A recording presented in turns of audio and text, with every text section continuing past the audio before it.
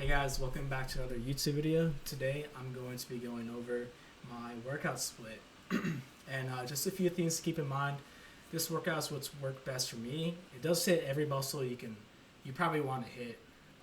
There may be some falls, but this is what has generally worked for me. So take notes, take some of these exercises, use that as a reference to what you're missing. But yeah, let's go. So first off, what should a workout consist of? So you have the general muscle groups first, and we gotta identify these so we can split it up into days. So first we have your back, chest, and legs. So now all these are pretty big muscle groups.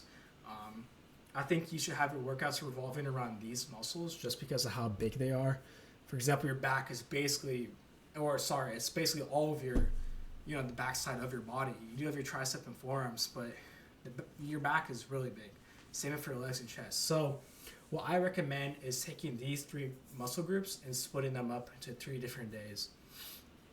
And then with those days, you can implement some stuff. So for example, with the back workout, I do triceps, shoulders with it. And then for my chest, I do my biceps with it. And then with legs, I do abs. So you want your workouts to kind of revolve around these 3 muscle groups, which is what I do. Your tricep, bicep, shoulders, abs, those are kind of like smaller muscle groups. I mean, not your abs, but those can be implemented into these other muscle groups, which is what I do. So back, tricep, shoulders, chest, bicep, and then I do legs and abs. But first, my back workout. So I do a lat pull down to target, of course, my lats, which gives you that like fine V taper, which is what a lot of people want. So you definitely want to train that. You don't want to miss out on that, like every freaking muscle here. And we also have the rows, which targets those rhomboids, which is that thick middle part of your back. And keep in mind, you only need 1 exercise for each of these muscles you're targeting. Anything after that is kind of redundant because you're already hitting it, unless you didn't feel that good of a connection. Now there are certain cases, but I'll get into that later. So you want your lat, pull down for the lats, single hand rows for the rhomboids. And I do single for the isolation, also prefer it that way. You can use a machine like the one in the video, but I also use the one with the cable. And then you have your lower back, of course, which a lot of people surprisingly do not target. So you want to do this one. I don't know the name, honestly, but it is like a dip movement. You basically have a plate. You can just hold it right here, and then keep your back straight, and then you extend it down, and you come back up, as you can see in the video. And you can kind of make I guess you could call that 90 degrees, maybe if you go a little more down, but that's fine. Anyways, next. Triceps. So like I said, I hit triceps the same day as back. And for these, I only have 2 exercises. First, I'll have my single tricep extension, which targets the shorter part of your bicep, which is like this thing right here. And then I also have the overhead extension, which targets my long head. And since your tricep is only composed of 2 main muscles, or at least, it only needs 2 exercises to do, I choose a single tricep extension and then the overhead tricep extension. And there's different variants for each of these. You can do, a double one, or you can do a single overhead, whatever works. But as long as you're having a movement pressing down or a movement pressing over your head, you're fine. These are just the ones I do. A newer one, or not newer, but one that's become more popular is the JM press. I'm pretty sure you guys have heard of that. But that one's also really good. But I just do the single tricep extension for the isolation. And frequency 2 times a week, same with my back. And then combined with that, I do shoulders. And I have 3 exercises for this. I know rear delts, shoulders, back, whatever, it's debatable. Or maybe it's not, I don't know. But I consider it shoulders because it's right here. But I have my shoulder press, rear delt fly, and then my leaning cable lateral raises. And the shoulder press, I like doing it because it targets like the upper part of your your shoulder. It's also really good for like just building like compound strength. And honestly, I don't know if I'm shoulder dominant, but I can do a lot with them, and they've really helped my progression. With how big my shoulders. I don't know if you see my TikToks, but a lot of people say my shoulders are big, and I think that's a key attribute to my physique. So who knows? These exercises may be redundant, but this is what has worked for me. And then I do the lateral raises to target the side part of your shoulder. It's a really good exercise. I highly recommend it. But yeah, and then rear delt fly to target, your rear delts right here. And also, you only need 2 sets for that because whenever you row, that rowing movement for the back already sort of targets that. So all you just need is 2 sets, not a lot, just so you don't overwork it. And again, 2 times frequency. Oh, my eyebrows itching. All right, chest workout. So for my chest, I do have quite a lot. You can call it redundant. But first, I have my bench press, and honestly, it's not the best exercise in terms of gains. I mean, it's pretty good for building strength. It's more of a hobby rather than something you want for building muscle, but it still is a somewhat decent exercise. But to make up for that, I have the chest fly, which targets that mid chest that the bench press may be missing out on. I also have the incline to target the upper chest, and then I have dips for calisthenics. And actually, the dips help with breaking plateaus in your bench. So if you're having trouble breaking through a plateau in your bench, I recommended weighted dips. It can help. And one thing with the incline press, a lot of people get mistaken by how you're supposed to grip it. In this image, he's doing just like a normal bench thing. You just come down and you come up just on the incline, of course. But you actually want your elbows in. So you can do your normal, bench grip, maybe a tiny bit closer.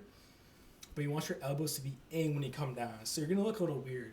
But as long as you keep your elbows in on the incline press, you will target more of your upper chest, which is the main idea of this exercise.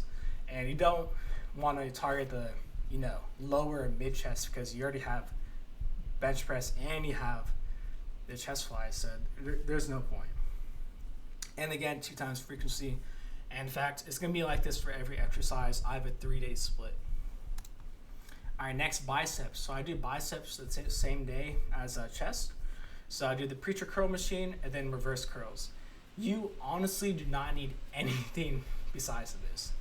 You only need one type of curl. It doesn't matter what it is. So I see people they do incline curl, then they do dumbbell curl, and then Bayesian curls, whatever the frick that's called. You don't need all that. You just need one. And then you also need to target your brachialis, which is like this niche muscle. It could be considered a forearm muscle, I guess. I don't know. But it's what will make your biceps look more full. It's like this muscle right here. You can see it on the screen probably. But yeah, that's why I do the reverse curls. And I only do 2. And sorry, I did a misinput. I do around 8, not 10 to 12. So forgive me on that. My leg workout. So my leg workout is pretty big, as you can see. I do a lot for it, and I'll give you guys a rundown as to why. But this has worked for me. My legs are pretty big. I mean, I don't really show them, but they're pretty lean and strong. But first I do my squat. I really love squat. A lot of people hate on it, but I've seen a lot of growth with it. And under, I don't know how long it was, but in 3 months after I started doing squats again, my legs literally blew up. So I do squats because I like, training my core and stability with that. And I also do sometimes press machine with that. It is kind of redundant, so you can just swap out between these two because they are both pressing movements. But if you want more quad activation, I do recommend the leg press. But squat's good for an overall compound lift, which is why I do it. And then for your calves, of course, you want to do the standing calf machine raise because there was an article or something like that. But the standing ones have significantly more muscle connection than the sitting one, so you'll get a lot more gains with the standing one, to put it in simple terms. And then I do my hamstring curls, which is this middle one on the right. That one just targets your hamstrings. It's pretty good. You can do the one sitting down, doesn't matter. And then for my leg extensions, I do a single one. I don't do double, but that'll target your quads. And then I train my hip adductors, which is the one that starts as a V and then comes in.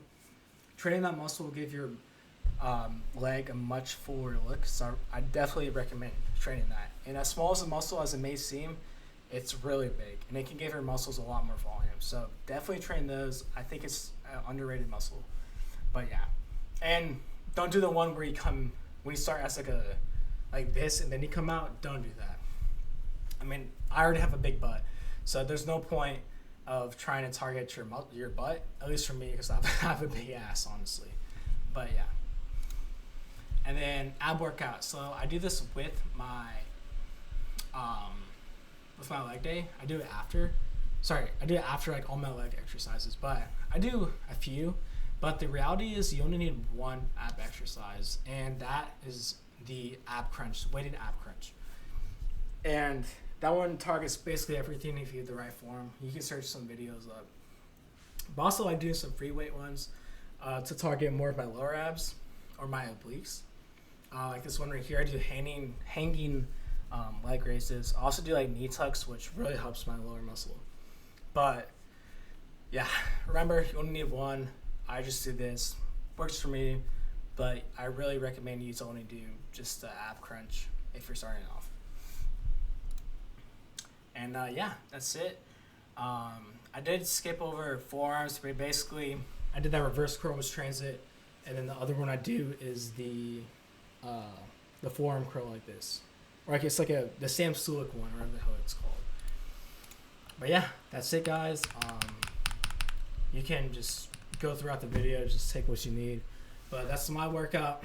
Critique me, please. I'm open to whatever criticism you guys have for me. But this is my workout. And excuse my acting, bro. It's been getting pretty bad recently. I'm trying to fix it. If you noticed that throughout the video. But yeah. Hope you guys enjoyed the video. And I'll catch you guys later. Bye.